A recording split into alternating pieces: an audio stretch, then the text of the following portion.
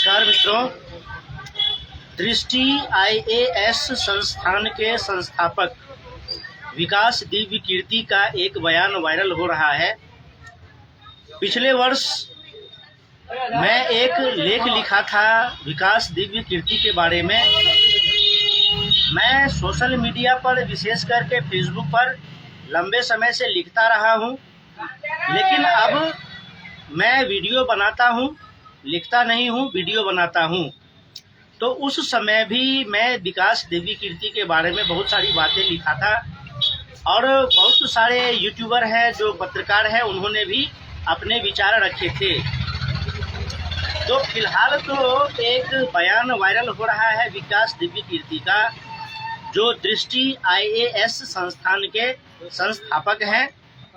तो उनका एक बयान यह है, उनका कहना है कि इंदिरा गांधी को लगता था कि पाकिस्तान बहुत बड़ा है, इसलिए उन्होंने पाकिस्तान के 2 टुकड़े करवा दिए और अभी जो भारत देश में सत्ता शासन में है वह केवल बोलते हैं कि हम ऐसा कर देंगे, वैसा कर देंगे, बड़े बड़े बोल बोलते हैं, कुछ करते नहीं है।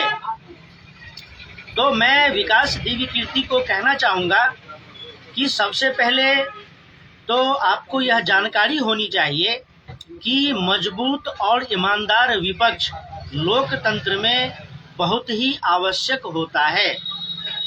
जब ईमानदार और मजबूत विपक्ष होता है तो सत्ता शासन को भी कार्य करने में सहूलियत होती है।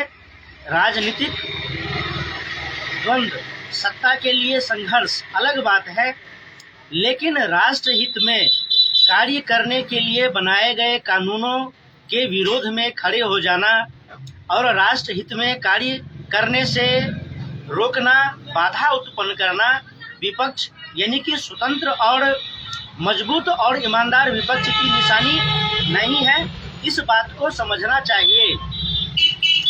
इंदिरा गांधी जब सत्ता शासन में थी तो इंदिरा गांधी ने पाकिस्तान के 2 टुकड़े करवा दिए।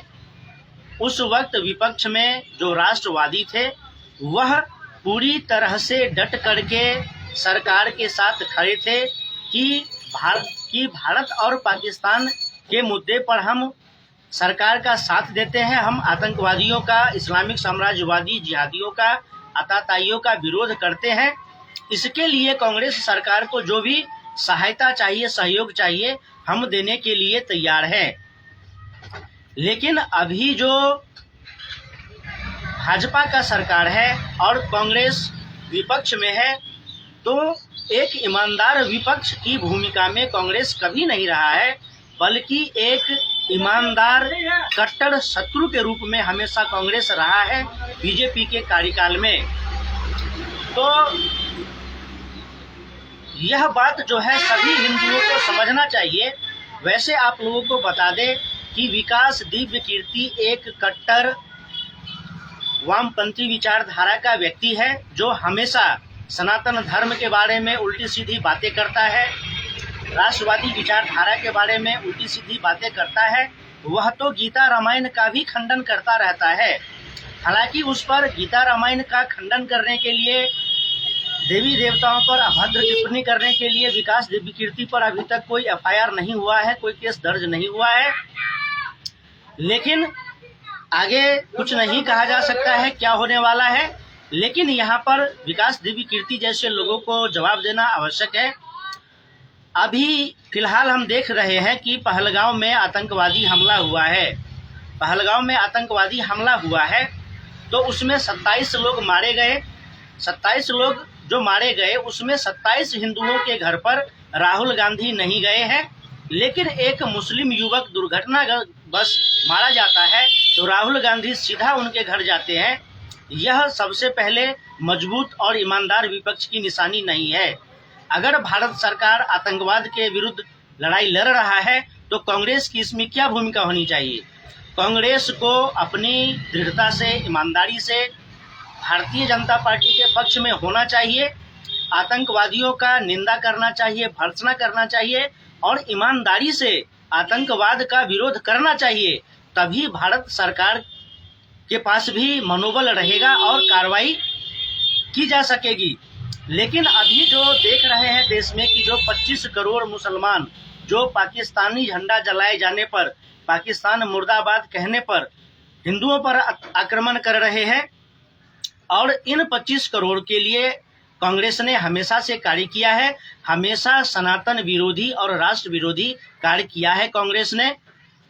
और अभी जो भारत सरकार आतंकवाद के खिलाफ लड़ रही है तो उसमें भी कांग्रेस ने अरंगा लगाया हुआ है, बल्कि एक मजबूत ईमानदार विपक्ष नहीं बल्कि एक शत्रुवत विपक्ष के रूप में अपनी भूमिका को रखा हुआ है। तो कैसे कहा जा सकता है कि इंदिरा गांधी ने पाकिस्तान के 2 टुकड़े करवा दिए और अभी का जो सरकार है वह केवल बड़े बड़े दावे और वादे करते हैं। आतंकवादियों पर बड़ी बड़ी कार्रवाइयां की जाती है लेकिन कांग्रेस की ओर से सबूत मांगे जाते हैं। यह कितनी निर्लजता पूर्वक बातें होती है कांग्रेस की ओर से। तो सही बात है कि जब अपने ही गद्दार होंगे, जब अपने ही देशद्रोही होंगे तो भारत सरकार को भी थोड़ा सा कठिन होगा, थोड़ा सा मुश्किल होगा आतंकवाद के विरुद्ध लड़ाई लड़ना।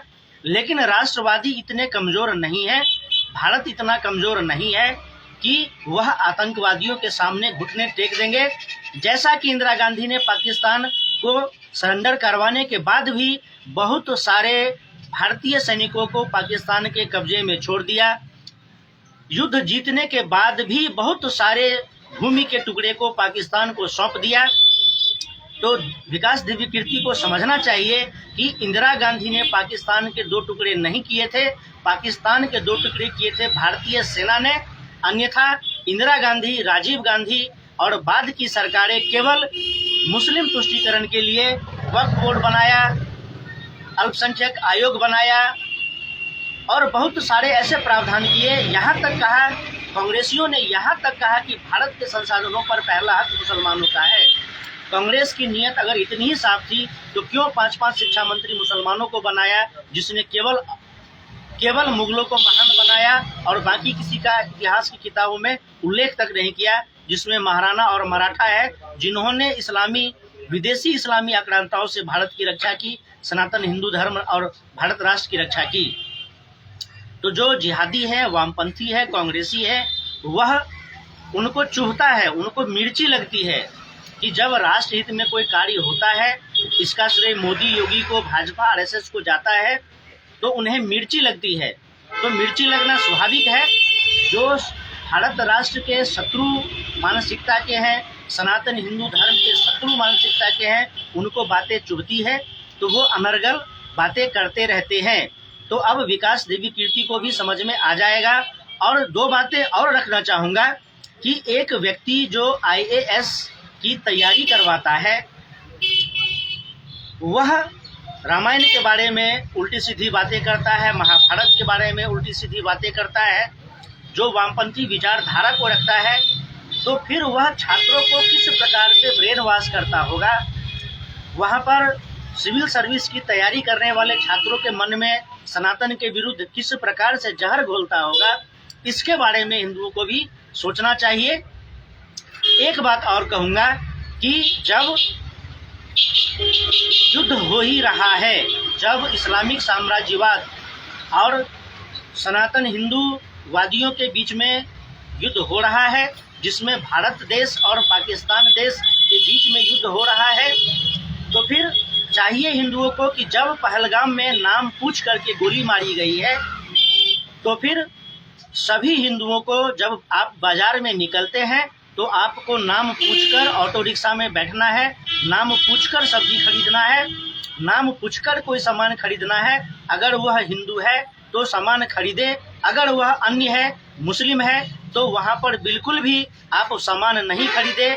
अगर कोई नाम पूछ करके हमें गोली मार रहा है तो हम नाम पूछ करके उनका हर प्रकार से बहिष्कार करेंगे, चाहे आर्थिक बहिष्कार हो, सामाजिक बहिष्कार हो या किसी भी प्रकार से बहिष्कार हो।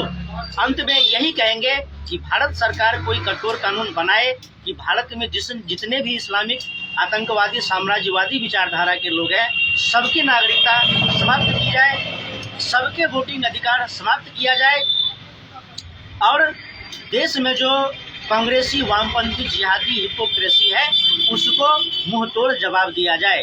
फिर मिलेंगे, नमस्कार।